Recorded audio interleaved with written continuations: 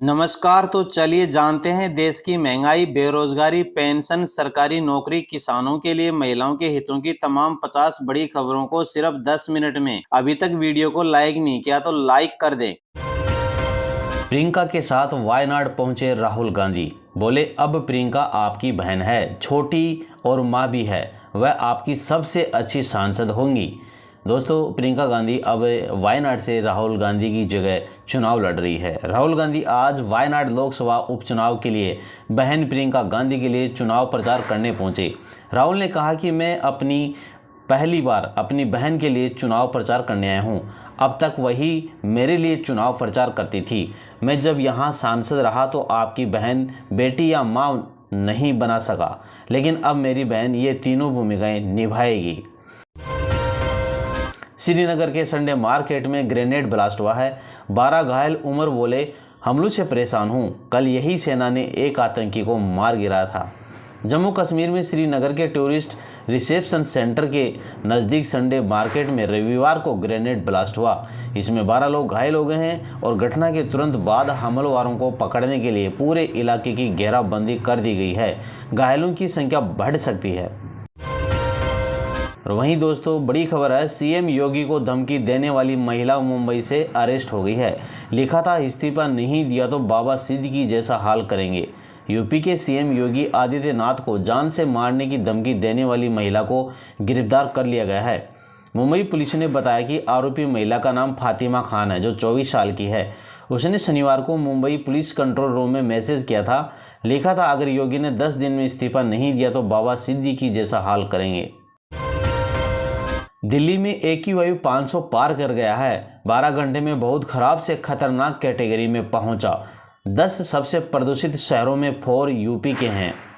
दिल्ली में हर साल की तरह इस साल भी दिवाली के बाद प्रदूषण बढ़ने का सिलसिला जारी है।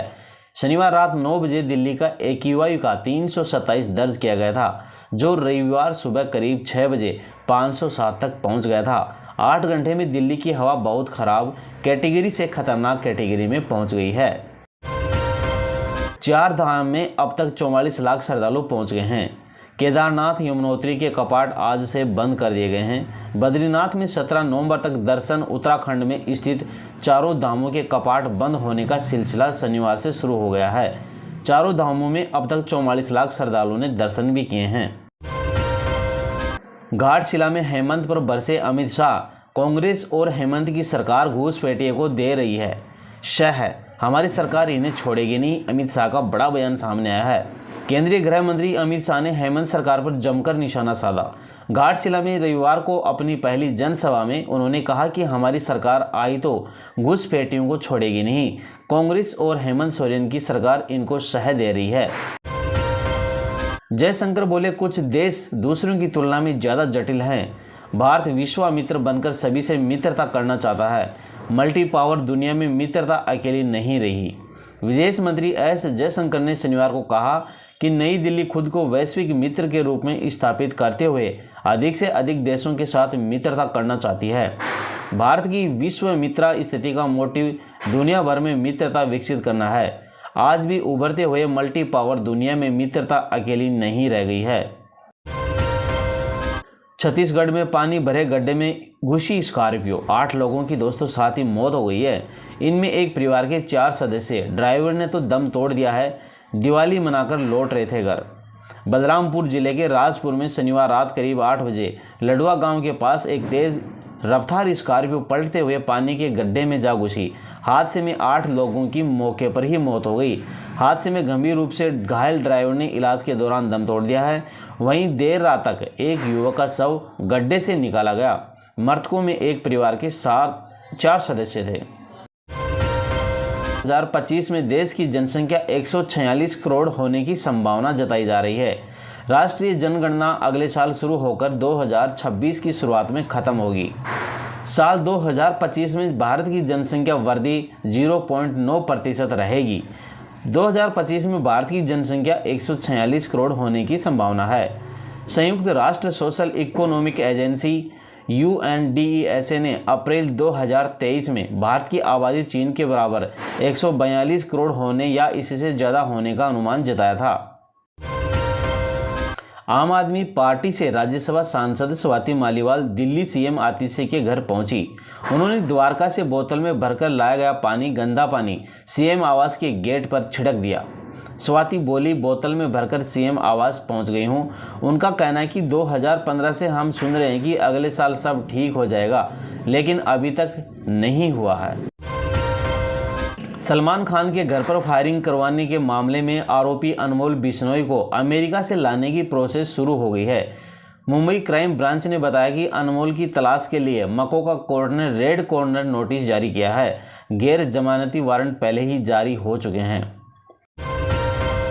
दिल्ली में प्रदूषण को लेकर एक सर्वे किया गया है, जिसमें चौंकाने वाले आंकड़े सामने आए हैं।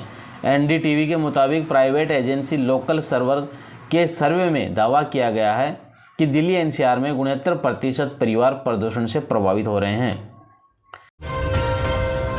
कल जारी होगा भाजपा का घोषणा पत्र। 300 यूनिट तक की बिजली फ्री की घोषणा हो सकती है। आज रात रांची आएंगे अमित शाह। झारखंड में भाजपा अपना घोषणा पत्र, संकल्प पत्र कल यानी 3 नवंबर को जारी कर सकती है। शनिवार को इसकी पुष्टि भाजपा के चुनावी प्रभारी और केंद्रीय मंत्री शिवराज सिंह चौहान ने की है। बताया जा रहा है कि इसमें 300 यूनिट फ्री बिजली और 1.25 करोड़ घरों में सोलर ऊर्जा से जोड़ने का ऐलान भी हो सकता है। भाजपा सांसद मनोज तिवारी ने कहा, जो आपकी दिल्ली सरकार है वो जानबूझकर दिल्ली के लोगों की समस्याओं का समाधान नहीं कर रही है, बल्कि उन्हें और उलझा रही है। बहुत लोगों की समस्या यह है कि उनकी छठ समिति है, लेकिन उनकी जगह को कैंसिल कर दिया गया है। दूज के अवसर पर धार्मिक परंपराओं के अनुसार यमुनोत्री मंदिर के कपाट शीतकाल के लिए बंद कर दिए गए हैं। अमेठी से कांग्रेस सांसद केएल शर्मा ने उपचुनाव को लेकर कहा, हम यहाँ पहले भी आए थे, 2 बैठकें हुई थी। हम समाजवादी पार्टी को ही समर्थन दे रहे हैं। आज भी मैं इसी सिलसिले में आया हूँ। शिवपाल जी भी आएंगे। हम एक साथ उनकी यानी सपा के लिए जीत के लिए कोशिश करेंगे।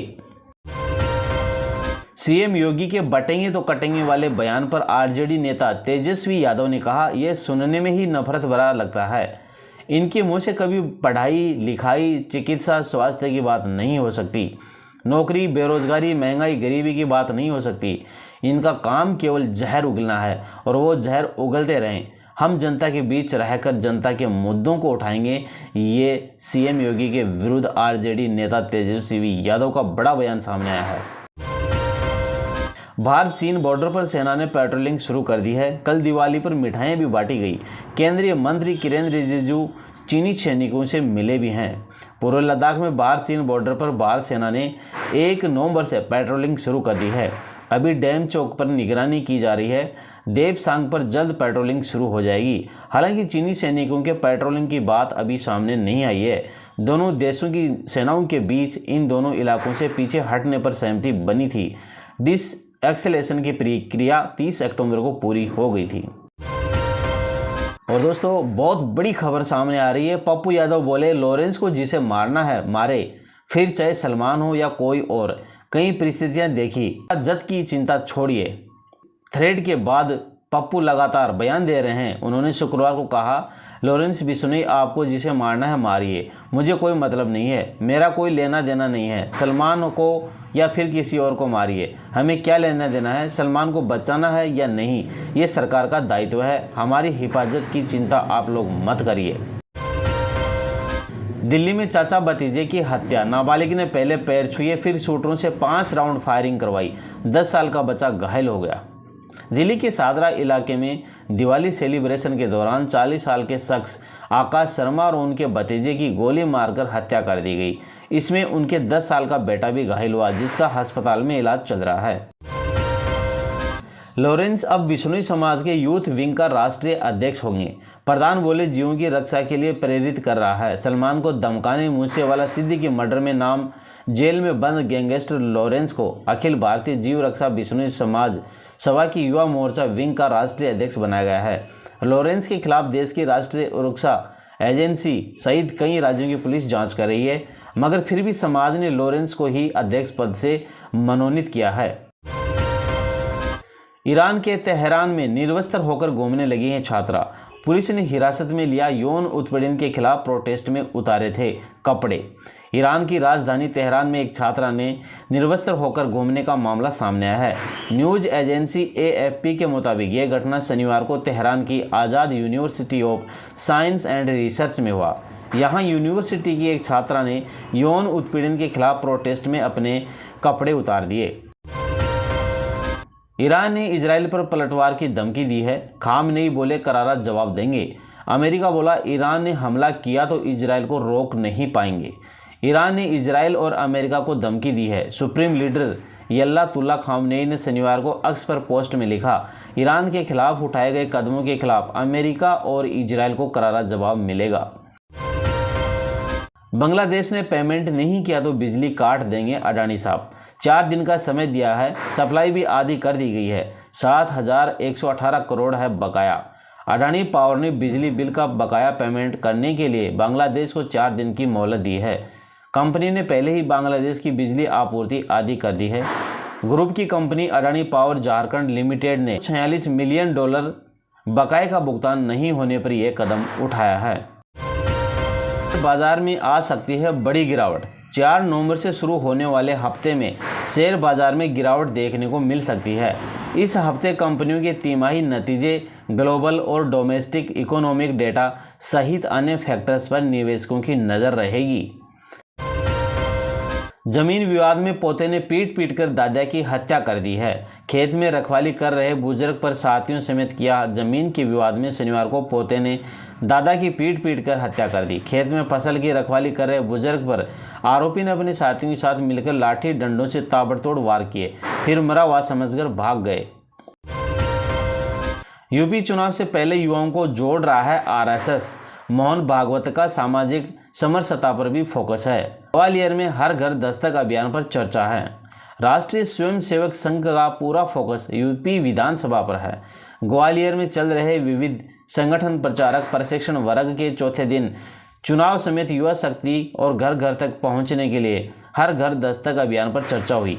साथ ही घर घर पहुंचकर सामाजिक समरसता का माहौल बनाने को कहा गया है। RSS ने प्रचारकों को यूपी में विधानसभा चुनाव से पहले युवाओं पर ध्यान केंद्रित करने की जिम्मेदारी सौंपी है। कमलनाथ बोले 2023 में झूठे वादे कर बीजेपी सत्ता में आई है। मधुबनी विजयपुर उपचुनाव में सरकार को नींद से जगाने का मौका मिल गया है। बुधनी और विजयपुर विधानसभा सीटों पर 13 नवंबर को वोटिंग होगी। दिवाली के बाद से कांग्रेस और बीजेपी दोनों ही दलों के नेता प्रचार में ताकत लगा रहे हैं। पूर्व CM कमलनाथ ने ट्वीट कर बीजेपी पर हमला बोला।